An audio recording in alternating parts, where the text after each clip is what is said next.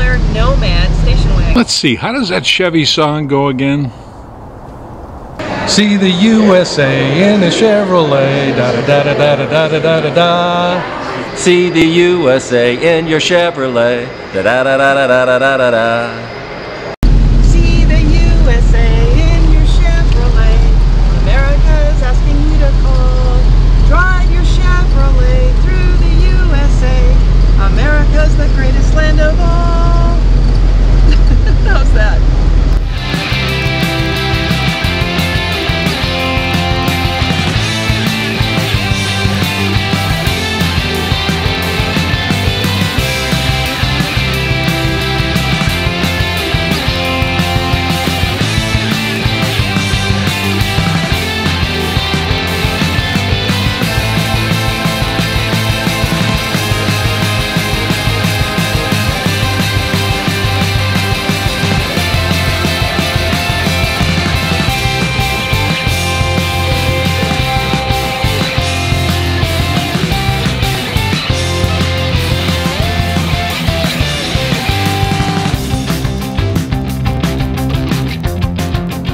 Drive home is over. The three cars are here in Detroit at the North American International Auto Show, where they intended to be all along. But it's quite an adventure. Let's think about that for a second.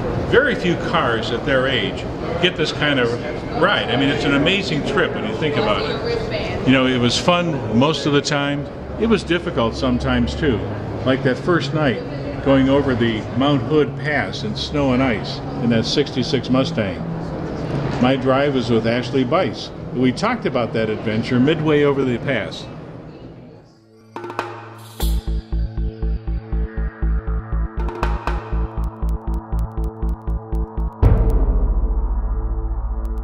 Where the heck are we? We are somewhere in Mount Hood National Forest. Point undetermined at the moment. I see a lot of snow here. Quite a bit of snow. And you've been driving through a lot of snow too, haven't you? We have, but thanks to Michelin, we have good winter tires and traction has been with us. I just want to thank you driving those three cars across the country. That you gave us those great tires. Okay? They really worked, especially over Mount Hood. Journalist Bill Hall developed a deep appreciation for our team leader and CEO of the museum in Tacoma, David Madeira. Our team leader left us one night, David, from the CEO from America's Car Museum. Went out one night. It was left to the crews to get back to the hotel. It was only about 20 minutes away. Well, as soon as we got on the freeway, you could tell there was miscommunication going on. People were splitting off on the first off-ramp, going three different directions. Poor Ashley, she didn't have any change for the toll booth. She had to pitch to the riding journalist to empty his wallet to get us through the toll booth. And then finally we all converged back at the hotel, probably about an hour and a half later. And the person who was last was actually there first. And we said, well, we don't want to go anymore without David. That's we learned that lesson. To wrangle the cats.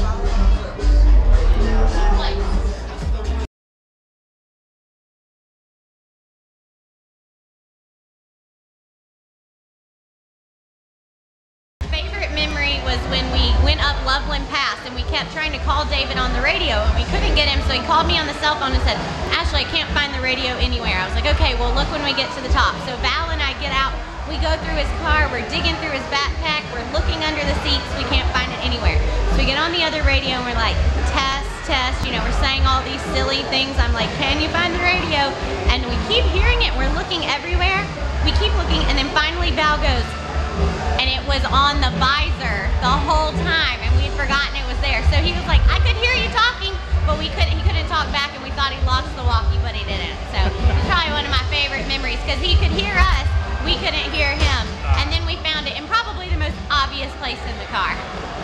You didn't say anything bad or inappropriate at all at that? No, we did learn that. Even if you don't hear someone talking back, they might still can hear you on the radio. So you want to watch your P's and Q's for sure. One of my favorite points of laughter was that first morning in Bend, Oregon, when the locks froze on the '57 Chevy Nomad.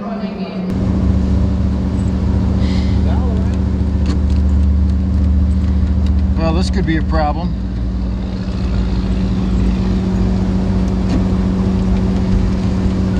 I feel like we don't even have the right key here.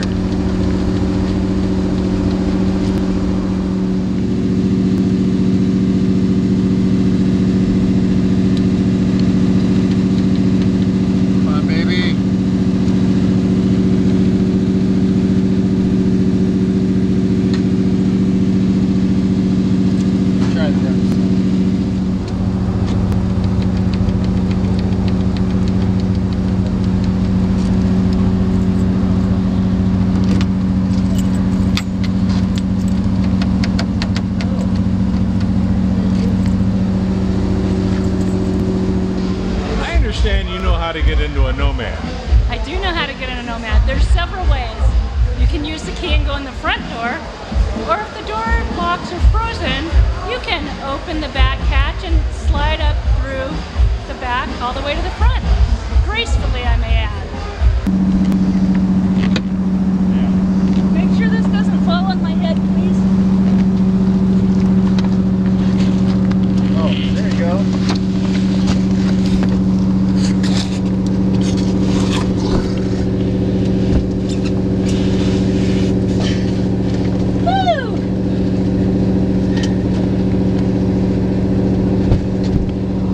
Got it shot 30 seconds ago.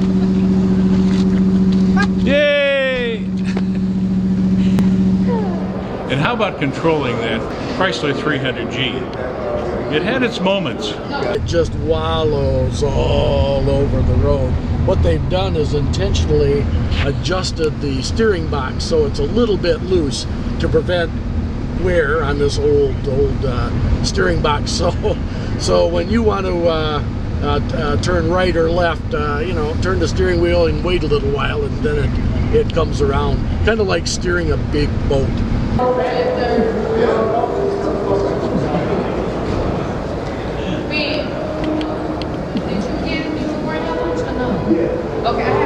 This trip wouldn't have been much unless we had Derek, our photographer, along to document this fabulous, fabulous journey. But Derek got attacked by his own drone. We had 3 drone crashes and a crushed GoPro. So I recall you showing us a sleeve of your coat that had some duct tape on it. It did.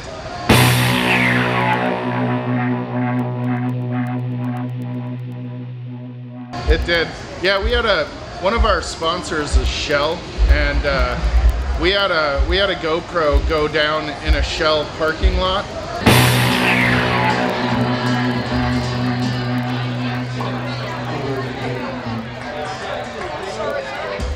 And it went upside down, and I went to grab it, and it was in full flight.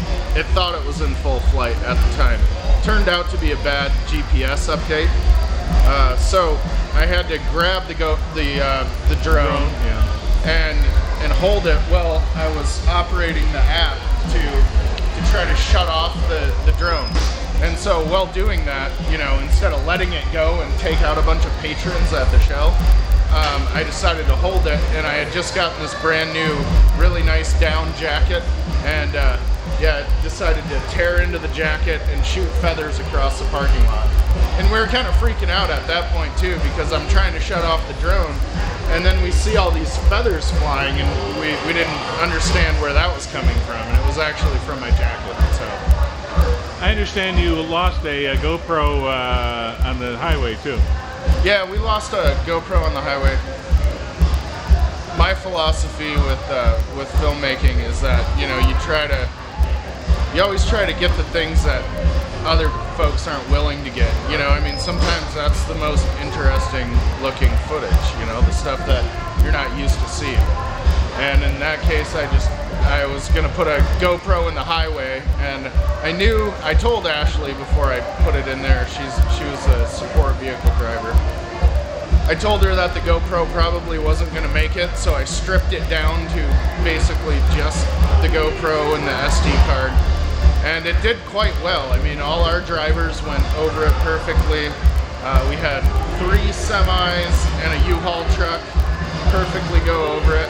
In the very last vehicle that went over it, and I was signaling him this way, but he was white-knuckled on his steering wheel, and he decided to pull it off towards the middle of the highway and took out my GoPro.